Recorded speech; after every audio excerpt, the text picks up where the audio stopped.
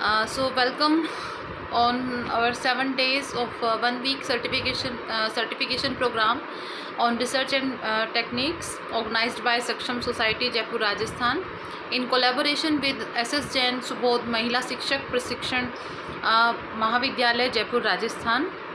Heartiest welcome to our speaker of the day, Dr. Manjali Sharma, Assistant Professor, Srimati JP Shroff Arts College, Valsad, and heartiest welcome to our collaborate partner, Dr. Yadu Sharma ji, Principal SS Jain Subodh Mahila Shikshak Prashikshan Mahavidyalay Jaipur Rajasthan. So today our last day, and we will discuss on plagiarism. And before inviting our speaker, I would like to introduce you, ma'am. Dr. Manjali Sharma completed doctorate in philosophy, PhD from Vanasthali University, and dual gold medalist completed MSc in clothing and textile, UGC NET, and diploma in business administration from Indira Gandhi National Open University. Further added glory in the academic excellence through diploma in apparel, merchandising and export import management, NITRA, certificate courses in SPSS, CCC, textile texting, CAD 5 SEM, courses on textile study, brand management, retail management, introduction to advertising, basics of photography and introduction to retail management, 4 refresher courses, 1 induction program, 2 AICTE workshop, and rich CAD. She is associated with various fashion institutes of Surat and other states of India.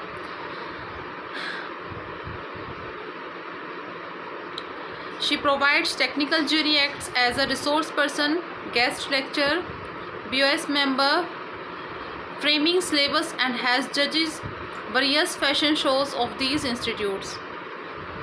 Dr. Manjali having a teaching experience of 17 years in fashion technology, fashion design, clothing, textile and garments production, and export import management, and also a 1-year industrial experience. She has published 39 papers, research and review on her credit in many renowned national and international journals, and 6 chapters in a book entitled Life Better, Life Through Family Empowerment, Prism Books. She has presented 22 plus 8 papers physically and virtually, and 15 posters in various national and international conferences, symposiums and seminars. She has also judged many fashion shows with renowned Bollywood celebrities.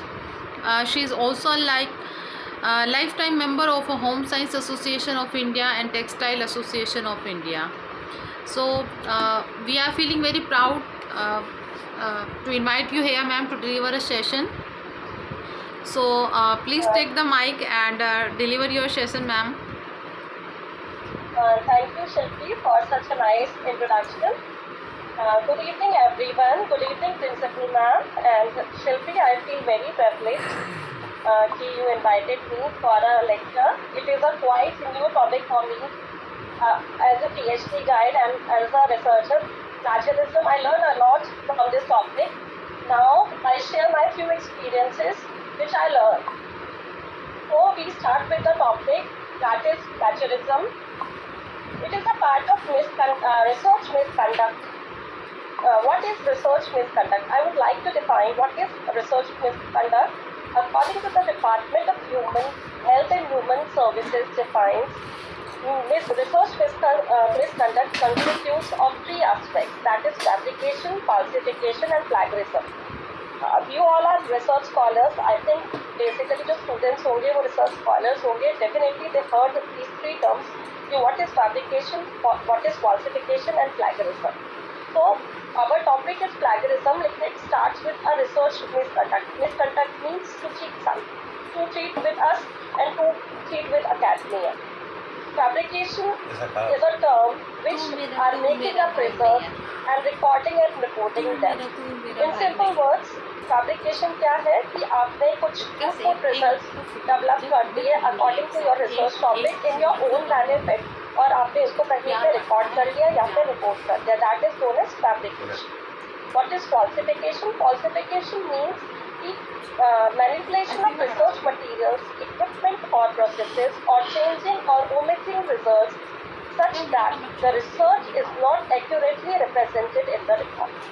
It means कि आपने क्या किया कि आपने किसी और का जो रिसर्च वर्क था या किसी और का जो कंस्ट्रक्टरी वर्क था, किसी और का जो एक्सपेरिमेंट था, आपने उसको अपने result, if it is that topic is related to your, तो आपने क्या किया, आपने उसमें थोड़ा सा चेंज कर दिया in your favour.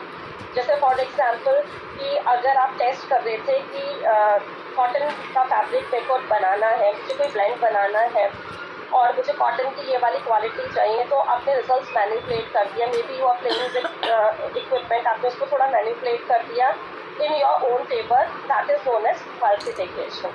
Now let's move to plagiarism, which is our actual topic, and this is a very need of our very important, very crucial for the researchers and for the students like you to understand what is plagiarism. Plagiarism is basically the appropriation of other ideas, processes, research or words without giving proper credit.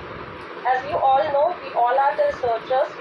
Definitely you are doing your PhDs and masters. ठीक है, for what purpose? To become a teacher or a professor or a researcher or maybe a scientist. इसलिए आप लोग पढ़ाई कर रहे हैं.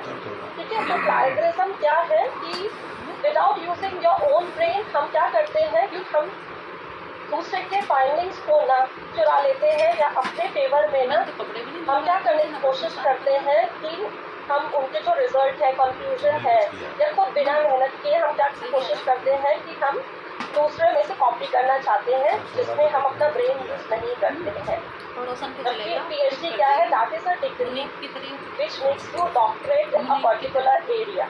तो आपको करना क्या चाहिए कि आपको खुद की क्रिएटिविटी यूज करनी चाहिए, खुद का टॉपिक फाइंड करना चाहिए. No doubt there are so many research papers. World is full of new researchers and scientists. ठीक है, उनका काम तो सिर्फ पढ़ना है. ठीक है, हमें उनसे लर्न करना है, लेकिन हमें उसको प्लेजराइज नहीं करना है, हमें किसी के भी काम को कॉपी नहीं करना है.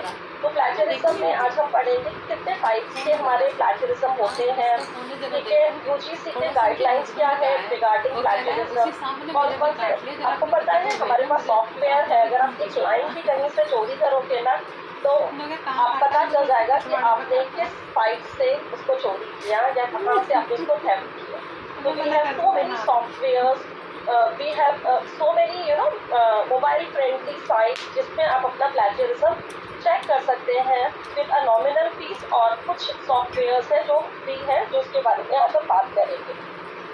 तो अल्टीमेटली हम plagiarism एक वर्ड है जिसको हम इस तरीके से डिफाइन कर सकते हैं कि हम किसी का plagiarism is the action or the practice of taking and using without acknowledgement as one owns the thoughts, data or writing of other.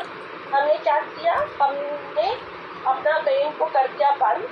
हमने एक टॉपिक डिसाइड किया which is related to some expression topic, और हमने ना वहाँ से उसका जो आइडिया है उसको चुराना शुरू कर दिया. लेकिन that is not without even site them, without any acknowledgement. हमने क्या किया? दूसरे के काम को अपना बना लिया. तो अब ये नहीं चलेगा. 2018 के बाद से जो UGC की गाइडलाइंस है वो बहुत स्ट्रिक्ट है टुवर्ड्स प्लेगरिज्म. तो अब हम कोई भी चीज़ बिना तरीके से without writing in your own words, आपको पता है ओनली 10% जो है plagiarism is allowed in a thesis और इन अ मास्टर्स डिसर्टेशन. अगर इट फाइंड मोर देन 10% तो आप क्या है, आपको एक वार्निंग मिलेगी फ्रॉम द UGC. अगर आपका यूनिवर्सिटी गवर्नमेंट है या प्राइवेट है तो you got a warning from the UGC. और इवन अगर आपका प्लेजरिज्म का परसेंटेज 60 या 80 होगा तो आपका टॉपिक भी कैंसिल हो सकता है. इवन आपकी गाइड को भी वार्न मिल सकती है या 3 ईयर्स तक उनको कोई with a fine research scholars allot ही ना हो. तो ये इतना बड़ा अपराध है कि हमें प्लेजरिज्म नहीं करना है या नहीं लेके आना है. ठीक है, it is derived from a Latin word plagiarius means kidnapper. ठीक है, basically plagiarism is a theft of intellectual property. What is intellectual property? Means कि ultimately you are using some other's brain. किसी और बेचारे ने काम किया और आपने उसकी पका पकाया खिचड़ी जो है वो अपने लिए यूज कर लिया for your favor, in your own favor. So that is wrong. Plagiarism is a cheating. It's just like a getting zero या fail in your assignment. ठीक है, तो प्लेजरिज्म को इस तरीके से हम बोल सकते हैं. According to Merriam-Webster Online Dictionary, to steal and pass off the ideas or words of another as one's own, use another's production without crediting the source. अब definitely as a research scholar, you have to read and so many research papers, so many books, so many theses, online, offline sources, collecting data from primary and secondary sources. वो आपको पढ़ना ही पड़ेगा, ठीक है, क्योंकि आपको कुछ काम करना है. then you decide your topic and फिर आप उसको कंपाइल कीजिए और कंपाइल कीजिए by using your own words. आप उसको कॉपीफाई करने की कोशिश मत कीजिए, क्योंकि प्लेजरिज्म में क्या होता है कि हम किसी और के जो आइडियाज़ हैं उसको डायरेक्ट चुरा लेते हैं या फिर उसको अपना बना के छाप देते हैं. ठीक है, actually this is a literary theft. Means कि आपने उसको अपने निजी फायदे के लिए यूज़ कर लिया और अपना दिमाग नहीं चलाया. यहाँ मैंने 2 पिक्चर्स रखे हैं. Being a research scholar, please use your own ideas. ठीक है, जितना ज़्यादा हम खुद पे विश्वास रखेंगे, खुद के आइडियाज़ को यूज़ करेंगे, जितने ज़्यादा हमें ज़रूर, क्योंकि रिव्यू ऑफ लिटरेचर में तो हमें बहुत सारा जो है स्टडीज़ अपने टॉपिक को जस्टिफाई करने के लिए लेना ही पड़ता है. लेकिन आप उसमें भी ये ट्राई कीजिए कि आप उसको सिंपली कॉपी नहीं करना है. ठीक है, हमें उसको खुद से कंपाइल करने की कोशिश करनी है और खुद से ही जो अपने सोर्सेज हैं उन्हें नोट करना है. अगर हम ऐसा नहीं कर रहे हैं तो दैट इज़ अ प्लेजरिज्म. ठीक है, एंड सेकेंड पिक्चर ये बताती है definitely we should learn from others but always find your sources. You should acknowledge others. अगर if you are taking 2 lines from some other paper तो आपको वो उसको एक्नॉलेज करना है. You should write thank you.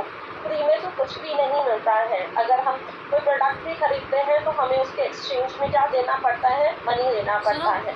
So PhD degree is your career making as an academician, as a research. It is your career making degree. So you should cite your sources and you should acknowledge others. ठीक है? It may be a word. ठीक है, अगर हम कोई picture रखते हैं तो भी हमें उसको साइट करना चाहिए. अगर हम कोई कोट रखते हैं, किसी का कोई वर्ड यूज़ कर रहे हैं, कोई आइडिया ले रहे हैं तो डेफिनेटली हमें उसको एक्नॉलेज करना चाहिए. प्लेजरिज्म का इंट्रोडक्शन ये है कि it is the representation of another's person language, thoughts, ideas और expressions as one own original work. हम क्या करते हैं? हम दूसरे की लैंग्वेज, उनके थॉट्स, उनके आइडियाज और उनके एक्सप्रेशंस को अपना बना लेते हैं. Although in many countries it is a very very big crime. ठीक है, हम शैक्षणिक अखंडता जिसको बोलते हैं violation of academic integrity. Means आप क्या कर रहे हो? आप किसी की नॉलेज को, किसी के ब्रेन को वैल्यू नहीं कर रहे हो और आप उनके साथ चीट कर रहे हो. The violation of learning, teaching, research, fairness, respect and responsibility. आप इतने बड़े क्रिमिनल हो जाते हो अगर आप प्लेजरिज्म को यूज़ करते हैं. As such, a person or entity that is determined to have committed plagiarism is often subject to various punishment or sanctions. अभी हम UGC का भी पढ़ने वाले हैं कि क्या पनिशमेंट और क्या सैंक्शन हम UGC हमारे ऊपर लगाती है अगर हमारा जो प्लेजरिज्म का वैल्यू है वो स्पेसिफिक परसेंटेजेस के ऊपर जाता है. इवन स्कूल्स में हम एक्सपेल तक कर देते हैं बच्चों को, फैकल्टीज का, टीचर्स का सस्पेंशन तक हो जाता है, जेल तक हो जाती है और even in terms of monetary जो पेनल्टीज है वो भी उनको भरना पड़ता है. So now it is a time, this is a picture. किसी का आइडिया हमें चुरा के नहीं भागना है. हमें अपना बल, हमें अपना ब्रेन को काम पे लगा देना है. Possibly the most important reason to not plagiarize is that it robs you of the educational experiences involved in research, thinking and writing. क्योंकि अगर हम एक बार चोरी करने की आदत बढ़ जाती है तो वो बढ़ती जाती है. तो इट्स बेटर कि आप फॉर द फर्स्ट डे से जब आपने प्लान किया मुझे अपना डेजर्टेशन लिखना है या मुझे अपना थीसिस लिखना है, तो बेटर आप स्टडी करो, लेकिन लिखो आप खुद से. अब जितना ज़्यादा रीड करेंगे, जितना ज़्यादा आप लिखेंगे, आप उतना, और जितनी जल्दी आप प्लेगरिज्म जो सॉफ्टवेयर है, टर्नेटिव है, ओपन है, और जितने ज़्यादा सॉफ्टवेयर यूज़ करके साथ के साथ अपने प्लेगरिज्म जो है उसको अगर आप चेक करते जाएंगे परसेंटेज, क्योंकि 10% गवर्नमेंट अलाउ करके 10% में जैसे MR है या कुछ हमारे फेडरल टर्म्स हो गए जैसे एजुकेशन हो गया, तो उन पे ही 10% is a very minimum percentage. ठीक है, तो हमारा एक तरीका ये हो सकता है कि जब भी हम अपना फर्स्ट चैप्टर लिखना शुरू कर रहे हैं या हमने अपना कोई रिसर्च वर्क स्टार्ट किया, तो right that work in your own words, और उसको साथ के साथ if you are writing a one paper, एक तो आप स्टूडेंट हैं तो आपके पास प्लेगरिज्म जो सॉफ्टवेयर है, टर्नेटिव है, वो आपने बाय नहीं कर रखा होगा, तो आप फ्री में उसको चेक भी कर सकते हैं. तो आप उसको साथ के साथ चेक करते जाएंगे, तो फिर क्या होगा कि जो आपका परसेंटेज है automatically at the time of summation, at the time of viva, वो ऑटोमेटिकली ही कम होगा. ठीक है, तो आप जितना ज़्यादा मेहनत करेंगे, ज़्यादा लिखेंगे, उतना जो आपका ब्रेन है ना उतना ज़्यादा काम करेगा और आप उतना अच्छा रिसर्चर कहलाएंगे. आप जितने ज़्यादा शॉर्टकट्स फॉलो करने की कोशिश करेंगे, अब यहाँ से ये पेपर में से ये लाइन उठाया, ये वाले पेपर में से ये लाइन उठाया, अगर हम कुछ माल प्रैक्टिस यूज़ करने की कोशिश करेंगे तो नो डाउट जो हमारा प्लेगरिज्म का परसेंटेज है वो कभी भी नहीं कम हो सकता. ठीक है, तो ये हमारी ये बताती है alive or dead, it does not matter. If it is not your own work, it is not your own idea, you must cite your source. अगर हम किसी को काम में से अगर कुछ मेथडोलॉजी, सपोज आपने कोई डाइंग का प्रोसीजर देखा कि अपने को कैसे फैब्रिक डाइंग करना है, या सपोज आपने कोई टेस्ट लिया, ये कोई आपको IQ टेस्ट लेना है, कोई स्केल आपको यूज़ करना है, definitely you should site them properly. You तो एक्नॉलेज कि भाई किसने इन्वेंट किया था, तो आपको उसको एक्नॉलेजमेंट देना ही होगा. ये तो यहाँ नहीं है, बाहर ये तुम भी देख रहे थे, यहाँ कहाँ से आया? अरे पापा ने ले लिया. It has been told that if देखो मैं you कहीं put होगा. something into your own words, you need not cite. This is incorrect. अगर आपने कभी हम क्या करते हैं ना कि सपोज मैंने गुजराती पेपर उठाया, गुजराती को मैंने पूरा इंग्लिश में ट्रांसलेट कर दिया, लेकिन इट डजंट मीन कि वो मेरा पेपर हो जाएगा. अल्टीमेटली आई एम यूजिंग कुछ ट्रांसलेटर यूज कर लिया, या I am very good in English, तो मैंने उसको कन्वर्ट कर लिया इंग्लिश में, बट इट डजंट मीन कि अगर मैंने उसको इंग्लिश में किया है तो मैंने जो गुजराती लिटरेचर से मैंने हेल्प किया उसको कन्वर्ट करने में, तो मैं उसको साइड नहीं करूँगी. तो ये गलती है, ये हमें नहीं करना है. The material is still someone else's idea and requires acknowledgement. ठीक है, दूसरे का आइडिया है, हमें उसको एक्नॉलेज करना है. Paraphrasing requires an introduction and a citation. कभी कभी हम क्या करते हैं, सिनोनिम्स यूज़ कर लेते हैं या कुछ सिंपल वर्ड्स यूज़ कर देते हैं, और हमें लगता है कि तो ये डेफिनेशन है ना, या हमने खुद ने बना दिए. No, that is not your definition. आपने क्या किया, सिर्फ उसके वर्ड्स को सिम्प्लीफाई कर दिया और उसको लिख दिया. जब आप उसको सॉफ्टवेयर में चेक करेंगे तो वो वर्ड्स जो है वो आपके फ्लैक्चराइज होंगे. ठीक है, तो हमें ये ध्यान रखना है. The university defined plagiarism. These are the formal definitions of plagiarism: presenting work or ideas from another source as your own, with or without consent of the original author, by incorporating it into your work without full acknowledgement.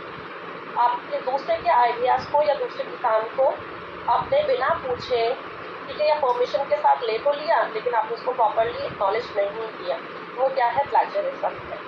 All published and unpublished material, whether it is a manuscript, कोई भी हमारा छपा हुआ या बिना छपा हुआ काम, या कोई हमने मूवी से कुछ हमें लगा कि नहीं ये मूवी है, suppose for example it is on child labour, तो ये मेरे जो मैन्युस्क्रिप्ट ये मेरे थीसिस में मैं इसका कोट कर सकता हूँ, तो definitely you should acknowledge them, या यू शुड साइट कि हमें उसको रेफरेंसेस में या फिर हमें उसको एक्नॉलेज करना पड़ेगा, तो ही मैं उसको यूज़ कर सकती हूँ इन माई केसेस, या अगर आप कुछ रिलेटेड स्टडी करने वाले हैं.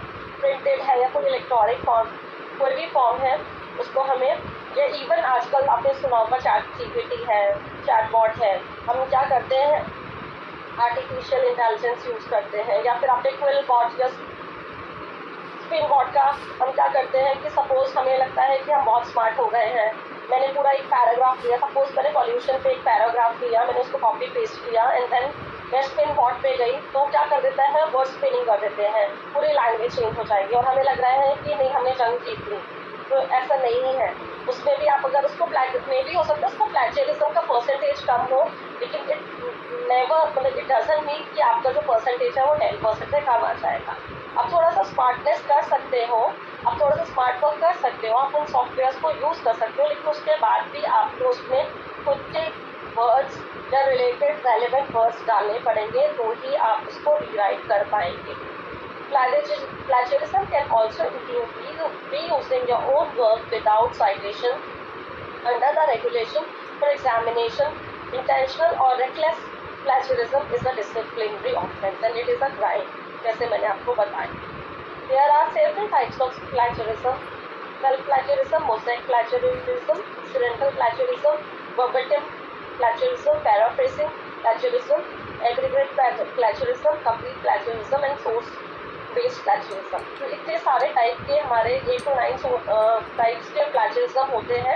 अब हम इसमें क्या क्या डिफरेंस होता है, ये कैसे एक दूसरे से अलग है, ये जानने की कोशिश करेंगे। Self plagiarism means it is also known as auto plagiarism. ठीक है, मैंने इसमें एक एग्जाम्पल लिया है, आपने कोई कैसे लिखा था इन वन क्लास, ठीक है, और आपने उसको सेम सब्जेक्ट किसी और सब्जेक्ट में उस ऐसे को रीयूज़ कर लिया। ठीक है, या आपने खुद का कोई पेपर पब्लिश किया था, जैसे सपोज मैंने मेरी PhD किया था कॉटन एंड वूल बैंक पे, तो मैंने कॉटन एंड वूल पे कोई रिसर्च पेपर लिखा था और मैंने उसमें से रिव्यू उठा के फिर दूसरे रिसर्च पेपर में डाल दिए। दैट ऑल्सो कम आइदर, हालांकि it is my own work, मेरा खुद का काम है, लेकिन अगर मैं दोबारा उसको रीयूज़ करूँगी तो डेफिनेटली मुझे उसको क्या करना पड़ेगा, फाइट, या मुझे खुद को ही एक्नॉलेज करना पड़ेगा। This is known as self plagiarism. I think it is clear. Oh no, forget to do my science fair project and it's due on tomorrow. Maybe I could just use last year's. ये this is a cheated mind कि भाई मैंने last year कुछ science का project बनाया था, अब मैं तो भूल गया या मेरे को टाइम ही नहीं मिला अपना प्रोजेक्ट कंप्लीट करने का, तो डर्टी माइंड क्या कह रहा है कि मैं लास्ट ईयर का यूज़ कर लेता हूँ। तो this is known as self plagiarism. हम ऐसा नहीं कर सकते हैं। Mosaic plagiarism. Mosaic plagiarism is also known as patchwork. आपने सुना होगा टेक्सटाइल्स में, फ्रॉम टेक्सटाइल्स बैकग्राउंड, तो patchwork is combination of pieces of fabric. तो हम इसमें क्या करते हैं, हमें लगता है कि suppose I select 10 or 12 paper that is related to my research work, और मैंने क्या किया, मैंने 4 लाइन कहीं से उठाया, 4 कहीं से उठाया, 7-8 लाइन कहीं से, और मैंने उसको मिक्स एंड मैच करके पूरा पेपर बना दिया। That is known as mosaic plagiarism. और हमें खुद को ऊपर बहुत प्राउड फील होता है कि ना, I am a very good researcher, मैंने तो कितनी जल्दी पूरा पेपर लिख दिया। नो बॉस, अगर आप इसको चलोगे तो डेफिनेटली आपका जो पेपर होगा इट इज़ फाउंड प्लेजराइज्ड पेपर। ठीक है, तो हमें जैसे हम क्या करते हैं, इसमें कॉपी कर लेते हैं कोई सोर्स को from other sources, it does not use quotation marks. ठीक है, या original source structure but replaces all words and phrases with synonyms. हम क्या करते हैं, हमने सिनोनिम वर्ड लगा दिया। ठीक है, हमें लगा कि हमने तो पूरी डेफिनेशन चेंज कर दी, क्यों, क्योंकि हमने तो सारे वर्ड्स को सिमिलर वर्ड्स यूज़ करके हमने पूरी लाइन चेंज कर दी, नहीं वो भी प्लेजराइज्ड होगा। या हमने क्या किया, इंटरवाइन, हमने थोड़ा सा ना थोड़ा सा वर्ड्स को रिप्लेस कर दिया, या वर्ड्स को हमने चेंज कर दिया किसी और राइटर के काम को, और फिर हम उसको प्रॉपरली साइट भी नहीं किया। ठीक है, that is mosaic. The finished product will look like a new piece of writing. However, portions will have been stolen from other sources without acknowledgement, proper citation. Hence the nickname patchwork plagiarism. आपको शायद समझ में आएगा कि हम इसमें क्या करते हैं, थोड़ा थोड़ा कहीं कहीं से उठा लेते हैं, उसको थोड़ा बहुत चेंज कर लेते हैं, हमें लगता है हमारा काम खत्म ना, लेकिन it comes under mosaic plagiarism. This is an example, जैसे ओरिजिनल है, अब साइक्लिंग पे एक एग्जाम्पल है। अब इसमें जो जितना भी ब्लू हाईलाइटेड है ना, upcycling is relatively recent term but the concept is quite old. तो मैंने इसको क्या चेंज किया, अपसाइक्लिंग इसका लेटेस्ट मिलेनियल ट्रेंड, मतलब मैंने क्या किया, उसको थोड़ा थोड़ा चेंज कर दिया, बाकी मैंने सब उठा दिया। अब इसमें देखो इतना सारा जो परसेंटेज ऑफ वर्ड्स है वो क्या आ रहा है, हमारा प्लेजराइज आ रहा है, कॉपी आ रहा है। हाईलाइटेड मीन्स कि आपने इतने सिमिलर वर्ड्स यूज किए हैं, तो इतने से पैराग्राफ का मिनिमम ये 60% जो वर्ड्स है दीज आर प्लेजराइज्ड। तो आपको इसको क्या करना पड़ेगा, अगर आपको उससे बचना है तो डेफिनेटली आपको उसको रिसाइकिल मतलब रीराइट करना पड़ेगा, आप उसको दोबारा लिखना पड़ेगा एट योर ओन वर्ड्स। इसमें नो डाउट अपसाइक्लिंग क्या है, कॉमन वर्ड है, तो अपसाइक्लिंग हमेशा आपका क्या आएगा, प्लेजराइज में पकड़ा जाएगा, इट इज अ फैक्टर। लेकिन बाकी सब जो आपको रीराइट करना पड़ेगा जिससे कि आप सॉफ्टवेयर में ना आए या आप प्लेजरिज्म में नहीं आए। तो third one is accidental plagiarism. Accidental plagiarism क्या होता है, जो हम इंटेंशनली नहीं करते हैं। कभी कभी क्या होता है, मेरे को कुछ बहुत अच्छा मिला, मैंने उसको कॉपी कर लिया या मैंने उसको लिख लिया, लेकिन मैं बुक का नाम लिखना भूल गई, या फिर मैंने वो किस वेबसाइट से लिया था या रेफरेंसेस में उसके नोट डाउन करना भूल गई, ठीक है, या फिर मैंने कुछ लिखा लेकिन मैंने उस पर कोटेशन मार्क्स नहीं डाले हैं, ठीक है। तो ये क्या होता है, एक्सीडेंटल, जैसे एक्सीडेंट होता है अचानक से, कभी भी जानबूझ के हम नहीं करते हैं, तो वो वाला।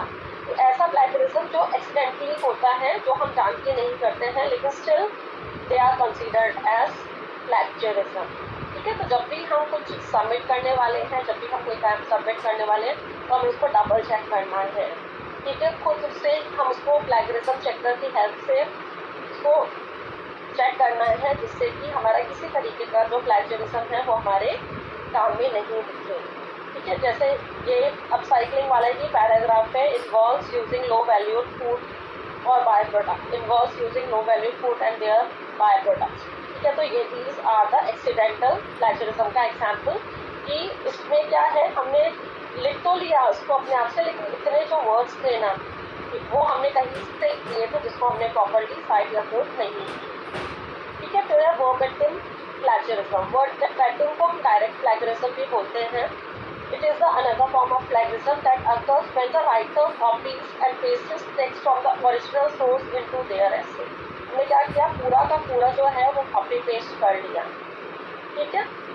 This is what most people think of when they think of plagiarism, an exact transcription of someone else work without a citation or even quotation marks। हमने पूरा का पूरा, this is also known as direct भी हमारा भी, हम next direct plagiarism पढ़ेंगे कि हमने आँख बंद करके पूरा का पूरा कॉपी कर दिया। आई एम अ टीचर, आप मानो कि बच्चे जब असाइनमेंट सबमिट कर देते हैं ना, तो refer from page number this and this, मतलब बोलते हैं ना नकल के लिए अकल चाहिए, दे आर नॉट यूजिंग, वे अपना दिमाग भी नहीं यूज़ करते, वो सिंपल ये भी लिख लेते हैं कि आप ये वाले पेज में से ये वाला डायग्राम कॉपी कर लीजिए।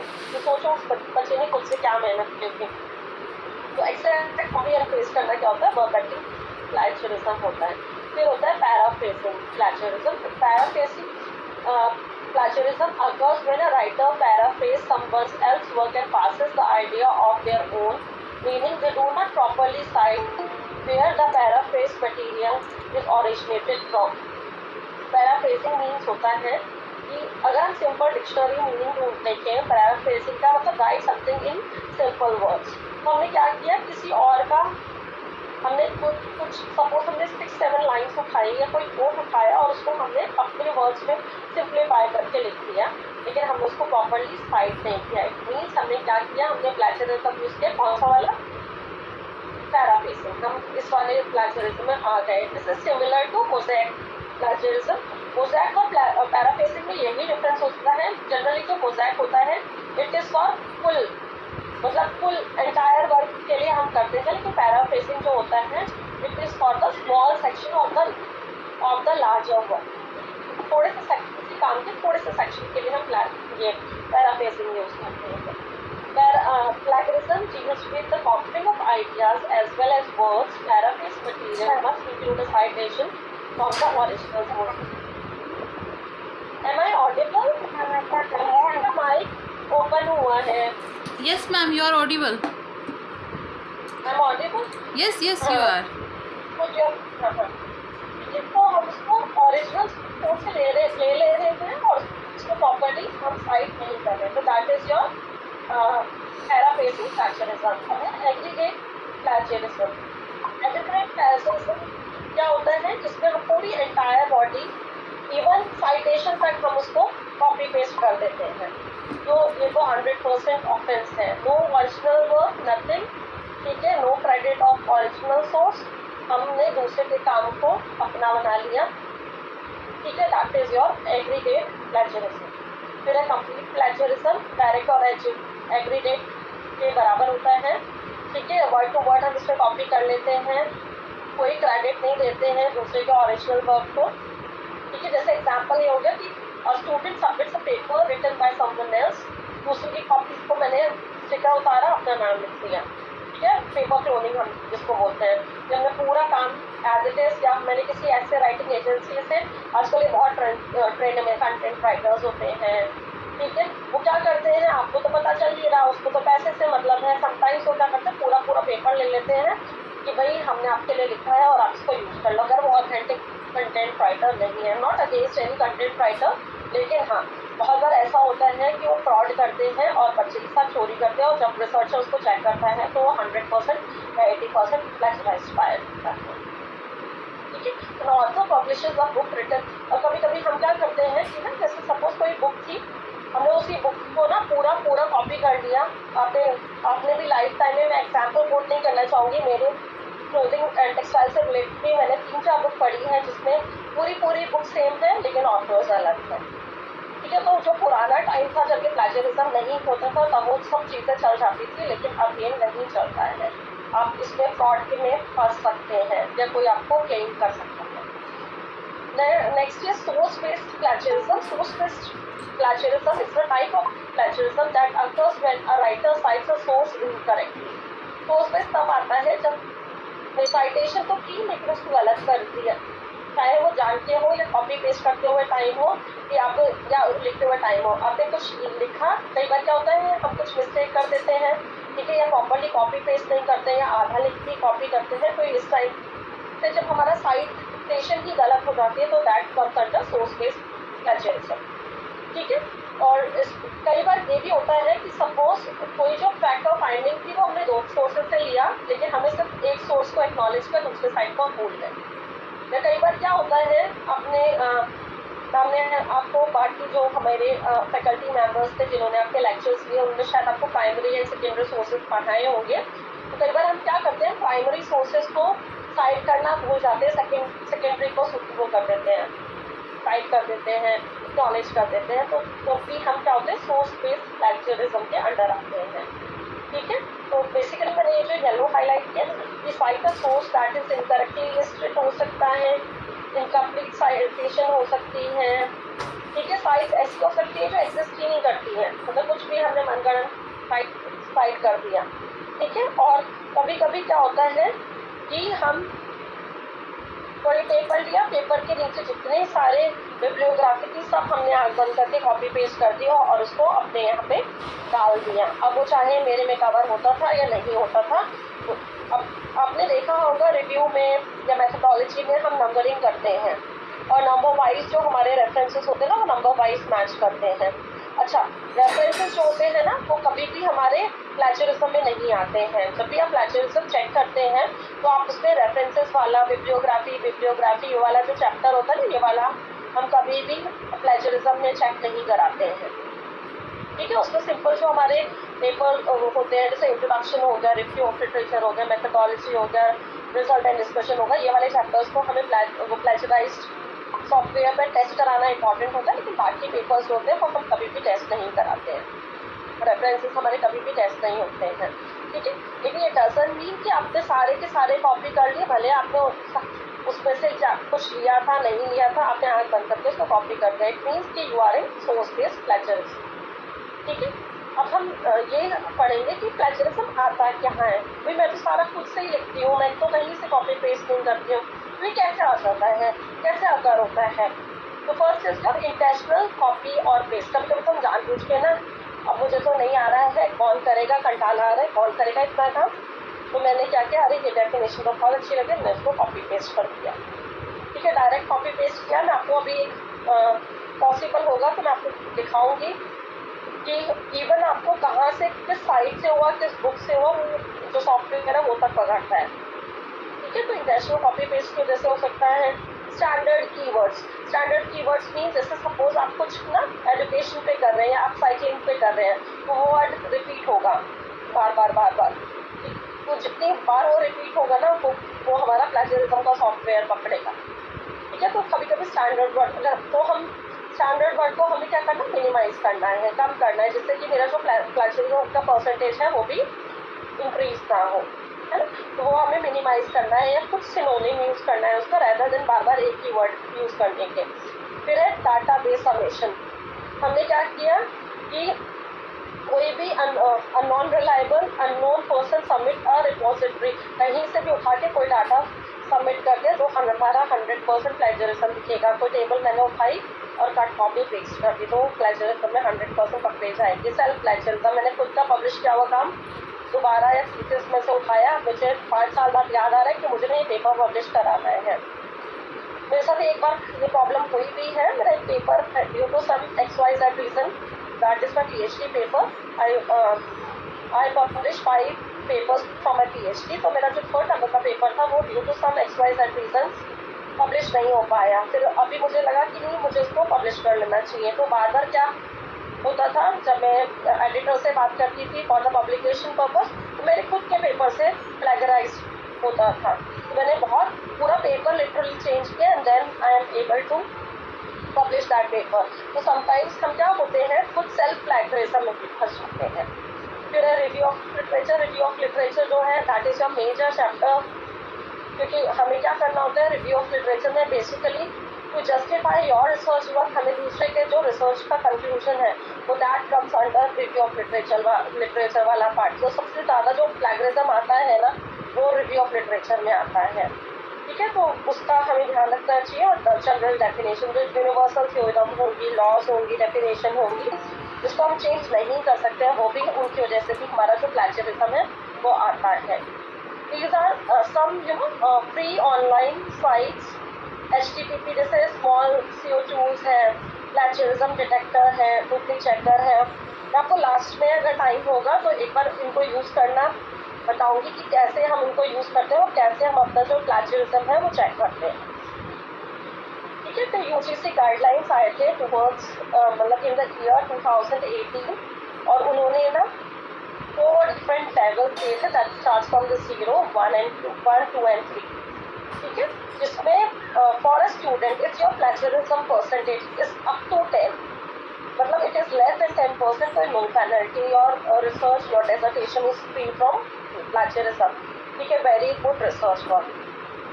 लेवल 1 मीन्स अगर आपका जो प्लेजरिज्म का परसेंटेज है आपका चेकिंग विद टर्निटिन या और आपका जो परसेंटेज है इफ इट कम्स 10 to 40%, ठीक है, तो आपको क्या होता है, वार्निंग आती है कि आपको 6 मंथ का टाइम मिलेगा and you should re-revise your work. ठीक है, और फॉर एकेडमिक और रिसर्च पब्लिकेशन सपोज अगर मेरे को डेजर्टेशन के लिए अलग होता है, और इसमें भी क्या होता है कि आप इसको दोबारा लिखिए और दोबारा रीसबमिट कीजिए अपना पेपर। लेवल 2 में क्या होता है, अगर 40 से 60% के अंडर है मेरा, तो हमें क्या होता है एक साल में पूरा जो चीज़ है पूरा रिवाइज स्क्रिप्ट हमें भेजनी पड़ती है, और एज अ गाइड मेरी एक एनुअल इंक्रीमेंट कम हो जाएगी, मुझे 2 साल तक कोई फिर PhD स्टूडेंट नहीं मिलेगा। ठीक है, क्योंकि it is a punishment for a guide also कि आपके स्टूडेंट का 40 से 60 आपने क्या चेक किया, क्यों उसका जो प्लेगरिज्म परसेंटेज है वो 40 to 60% है, तो हमें 1 साल का टाइम मिलेगा। ठीक है, या तो आप टॉपिक चेंज कर लीजिए, नहीं तो आप पूरा जो काम है वो उसका रिवाइज कीजिए और after with in a year आप उसको सबमिट कीजिए। लेवल 3 जो है मतलब ये तो क्रिमिनल ऑफेंस है, 60 और 80, 60 till 80। ठीक है, इसमें क्या होता है बच्चों का रजिस्ट्रेशन कैंसिल हो जाता है, गाइड जो है उसमें 2 जो इंक्रीमेंट्स है 2 एनुअल इंक्रीमेंट्स वो कम हो जाते हैं, और उनको 3 साल तक कोई भी students not for masters PhD और MPhil उन्हें अलॉट भी नहीं होते। These are the UGC guidelines for the student and for the faculties for dissertations, thesis and academic and research publications. ठीक है, these are the 5 free plagiarism checker. जैसे Grammarly है, ठीक है, if you are not very good in English, बहुत सारे लोग होते हैं, ठीक है, even sometimes I also use Grammarly software, तो आपकी जो ग्रामेटिकल मिस्टेक्स है वो आप इससे अपने इम्प्रूव कर सकते हो। ये ऐसे बहुत ज़्यादा प्लैगरिज्म में आपको अपना आउटपुट नहीं देता, लेकिन हाँ अगर grammatically your content is right, ठीक है, वो आपको ये बताता है। फिर हमारा क्यूटेक्स है, इजी बिप है, यूनिचेक है, डुप्ली चेकर है, ठीक है। These are the software. इसके अगर आप पेड लेंगे तो डेफिनेटली आप उसको अच्छे तरीके और ज़्यादा जो हैवी फाइल्स हैं या ज़्यादा पेजेस हैं वो चेक कर पाइए। नहीं तो आप 1 to 2, जैसे मैंने आपको बोला, थोड़ा साथ साथ अपना आप प्लैगरिज्म चेक करते जाइए। अगर आप एक रिसर्च स्कॉलर है तो आप इसको फ्री में चेक कर सकते हैं। इवन हमारे कुछ मोबाइल, बहुत सारे स्टूडेंट्स होंगे जिनके पास शायद लैपटॉप नहीं होगा या डेस्कटॉप नहीं होगा, तो मोबाइल में भी ये कॉपी लीक्स है, स्कैमजी है, या बहुत सारे प्लैगरिज्म चेकर वो है सॉफ्टवेयर है जिसको आप एप्लीकेशन है, सॉरी सॉफ्टवेयर नहीं, सॉफ्टवेयर एप्लीकेशन है जिनको आप अपने मोबाइल फ़ोन में डाउनलोड करके भी आप इसको चेक कर सकते हैं। लेकिन जो ऑथेंटिक है, जो यूजीसी ने दिया है, दैट इज उर्कुंड और टर्निटिव, वो ज़्यादा ऑथेंटिक है। तो आपका जो गाइड होगा उनके पास तो यूनिवर्सिटी एक्सेस होगा ही, तो आप बार बार उनसे भी चेक करा सकते हैं कि जैसे सपोज आपने इंट्रोडक्शन लिख लिया तो then you request your man कि भाई आप मेरा पूरा ये जो इंट्रोडक्शन है वो एक बार चेक कर दीजिए। फिर अगर इसका percentage suppose it is more than 10%, तो आप इसको रिवाइज कर सकते हैं स्टेप बाय स्टेप, ठीक है। क्योंकि पूरा खाना बनने के बाद इसको करना इज़ वेरी डिफिकल्ट, लेकिन अगर आप पार्टली आप इसको चेंज कर लोगे ना तो वो इजीली आपका चेंज हो सकता है, ठीक है। क्या बेस्ट प्रैक्टिसेस यूज़ करनी चाहिए जिससे कि मेरा प्लैगरिज्म नहीं हो, तो हम इसमें क्या कर सकते हैं, हम एक अच्छी रिसर्च हैबिट डेवलप कर सकते हैं। टाइम मैनेजमेंट प्रॉपर हो जाएगा, हमारी जो लर्निंग है वो भी बहुत रिस्पॉन्सिबल जैसे हो जाएगी। तो don't procrastinate your research and assignment, don't try to copy from others work. दूसरा क्या कर रहा है हमें उससे मतलब नहीं होना चाहिए, हमें सिर्फ ये मतलब होना चाहिए व्हाट आई एम डूइंग, ठीक है। तो आप उसको ढूंढिए, आप उसको अपनी जो इन्फॉर्मेशन है उसको कलेक्ट कीजिए और अपना जो रिसर्च असाइनमेंट है उसको लिखिए, ठीक है। गुड रिसर्च में हमेशा टाइम लगता है, इट इज़ नॉट अ हलवा कि फटाफट बन जाएगा और आप खा लोगे, ठीक है। तभी मिनिमम जो पीएचडी का टेन्योर है इट इज़ 3 years, ठीक है, या 27 months अगर आपका साइलॉप्सिस अप्रूव हो चुका है तो, ठीक है। तो it is not a halwa, it takes time अगर आपको एक अच्छा काम करना है, ठीक है। और I think as a research scholar जब हम स्पेशली अपने इतने ईयर्स डिवोट करते हैं तो हमारा जो एक एम होता है ना, we want to do something for the society, तो आपको एक सेल्फ सेटिस्फेक्शन होता है वो करने के लिए। अगर आपको एक अच्छा काम करना है तो definitely it will take your time, ठीक है।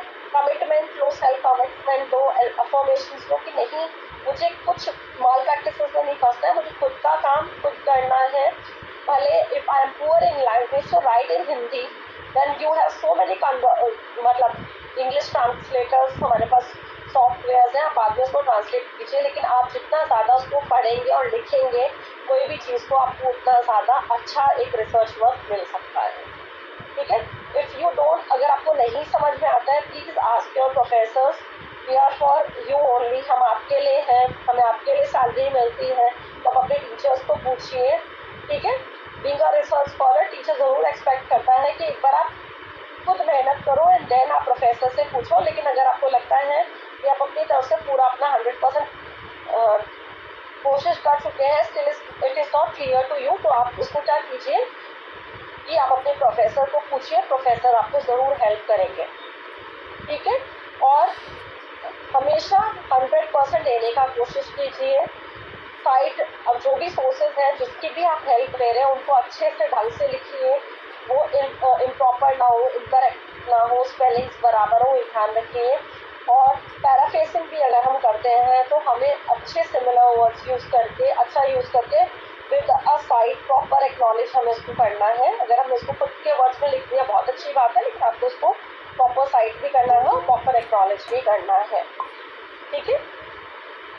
ठीक है, how to avoid plagiarism, citation हो गए, use proper citation and references. Quotations में है, जैसे ये कोटेशंस में जो पोस्ट ऑफिस होते हैं ना, ये आपको दो साइन लिखना होगा, इनिशियल एंड लास्टली, तो आपको ये साइंस यूज करने हैं, तो ये रिव्यू ऑफ लिटरेचर में बहुत इंपॉर्टेंट होते हैं दी साइंस। फिर प्लैगरिज्म डिटेक्टर आपको हर स्टेज पे यूज करना है, ठीक है। पैराफ्रेजिंग करते समय खुद को रिवार्ड, यानी कि खुद को रिवार्ड दिए जा रहे हैं, दूसरे के काम को बस चोरी करे जा रहे हैं। आपको खुद का इंटरप्रिटेशन भी लगाना है, खुद का दिमाग भी यूज करना है। गाइड को दिखाओ बार बार, उनसे भी फीडबैक लो, उनसे भी सजेशंस लो, अपने प्रोफेसर्स को डिस्कस करो, अपने फ्रेंड्स को डिस्कस करो। जितना ज़्यादा डिस्कशन करोगे, पढ़ोगे, लिखोगे, उतना ज़्यादा आपका जो रिसर्च वर्क होगा वो अच्छा होगा, ठीक है। और उसको समराइज, ठीक है, try to summarize the possible review as, और जितना छोटा कोई भी आप पेपर पढ़ते हैं, अब आपको उसका रिव्यू ऑफ लिटरेचर में आपको इंक्लूड करना है, तो जितना ज़्यादा आप उसको समराइज करेंगे उतना ज़्यादा आप प्लेजरिज्म में कम फंसेंगे। बोलते हैं कम, जितना कम होगा उतना जो वो होगा ना मिस्टेक, एरर का चांसेस या मिस्टेक्स का चांस उतना कम होगा। तो हमें क्या करना है, प्लेजरिज्म को स्टॉप करना है, ठीक है। खुद को ट्रिगर करना है, खुद के आइडियाज़ को ट्रिगर करना है, खुद का जो ये ब्रेन जो है ना उसको स्पार्क करना है। अल्टीमेटली वी आर एकेडमिशियंस, तो we have a very good IQ level, तो हमें उसको यूज़ करना है, ट्रिगर करना है, प्रमोट करना है ओरिजिनल राइटिंग को, प्लैगरिज्म को हमें अवॉइड करना है, और अपनी जो एकेडमिक इंटीग्रिटी है उसको पकड़ के चलना है। These are the references, and if anyone has any query तो आप मुझसे पूछ सकते हैं। Thank you so much, thanks for your patient listening.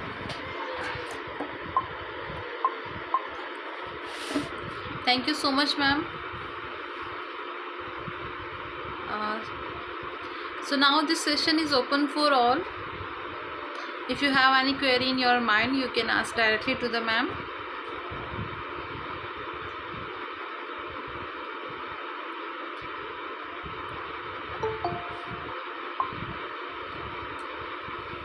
I think there is no any query, ma'am. So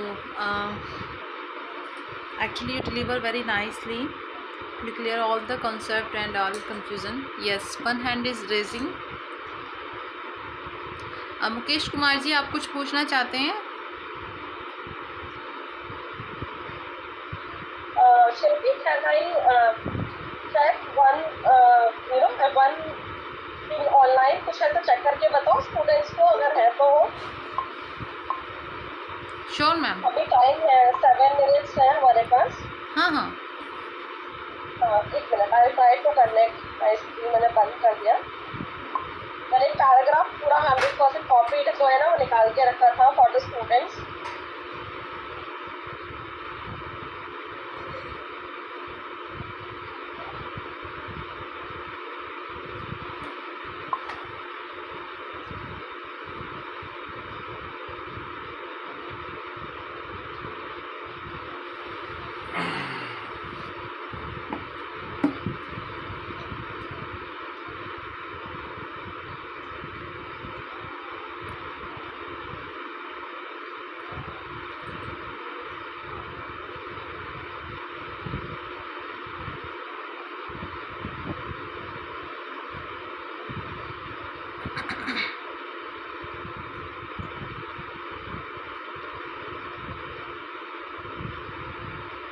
These are some plagiarism checking software, जिसमें मैंने small CO2s जो है ना इसको ओपन किया है। This is my one file जो 100% मैंने कॉपी पेस्ट किया है, ठीक है, लाइक अ स्टूडेंट, कि मेरे को लगा है कि ना ये मैंने कुछ लिखा है, I want to represent that, तो मैंने इसको कॉपी पेस्ट कर दिया। अब मैं क्या करूँगी, अब मैं कैसे प्लेजरिज्म चेक कर सकती हूँ, आपको सिंपली ये सिखाना चाहती हूँ, है। तो मैंने ये smallco2s.com, ठीक है, that comes under plagiarism checker, उसमें ये मेरा ओपन हुआ है।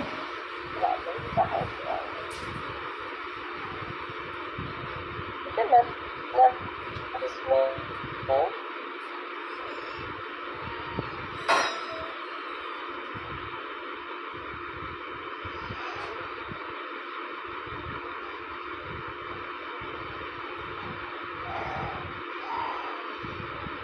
बालक रो रहा है, रो ही रहा है।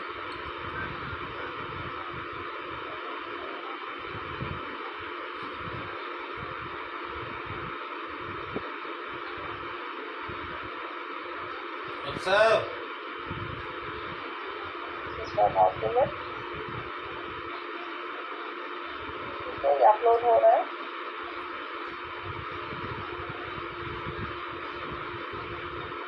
ठीक है, चेक फ्रैक्चर सब, बस आपको इसको क्लिक करना है। तो which are you open? Yes. Please wait. It's working.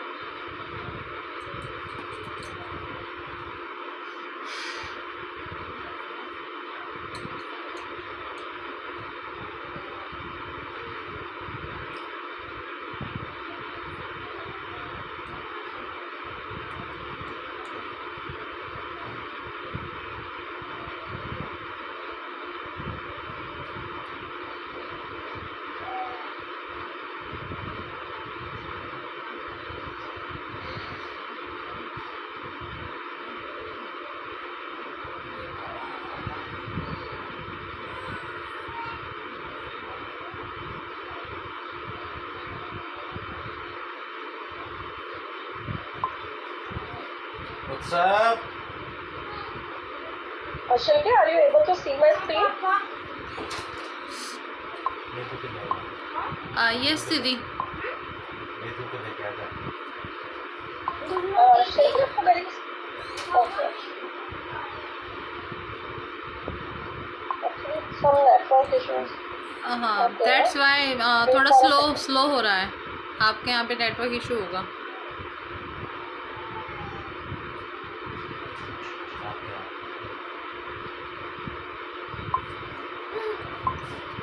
आजा बाबू, आजा आजा आजा आजा। तुम नहीं दूध रखो। पिया इसने?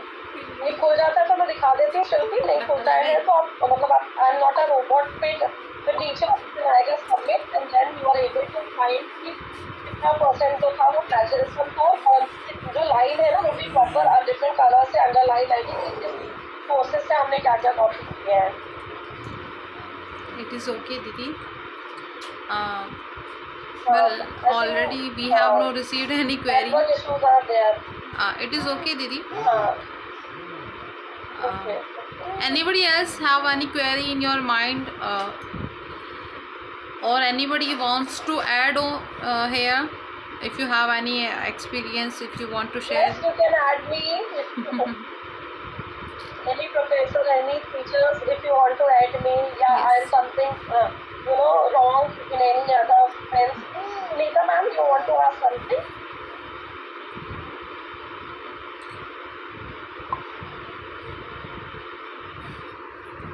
Okay, I think there is no any query right now. So thank you so much, ma'am, for give your valuable time and to deliver very wonderful session here. So this is our last day of this program, and now on behalf of both organization, I need to conclude overall this program. So in this certification program, we covered the 7 major topics: the how to choose your topic for research, and sample size collection. Next is the advanced tools and techniques in research. After that, reference writing and formatting, data analysis, questionnaire development and test, and last is a plagiarism. So thank you to all the speakers, Dr. Shivani Dodi and Dr. K.C. Vasishtha sir, Professor Dr. Anupma Rajesh ji, Dr. Manjali Sharma ji, Dr. Aba Khetrapal madam, and Dr. Kritika Nagdev, and most heartily, and I have no words to share the for Dr. Yadu Sharma. I think she is not with us here. I don't know, I think she is busy in somewhere. But I heartily thank you, ma'am, to give the permission for the collaboration and to conduct this wonderful session with our organization. And thank you all the speakers and all the participants, and thank you once again. And your certificates we will provide you in next 2-3 days. And thank you once again. And the recordings we will upload, all the session we will upload on a YouTube channel. Some links I already share in the group, and PPT I also shared with you. And still, if you want to participate in future this type of activities, you can join our WhatsApp group. and you can participate. So thank you once again. Thank you, Manjali ma'am. Thank you. Ma'am, your mic is mute. Unmute yourself. Unmute yourself, ma'am. Yes, yes. Thank you, Aparna, for your kind words. Shilpi, you are doing wonders. I think we should learn from you. और researchers के लिए भी आप बहुत अच्छा काम कर रहे हैं. My blessings are with you, Shilpi. Thank you, Di. Thank you. चलो, bye bye. Bye students. Bye teachers. Bye. Bye Shilpi. Bye bye, Di. Bye. Thank you all. Thank you. Bye.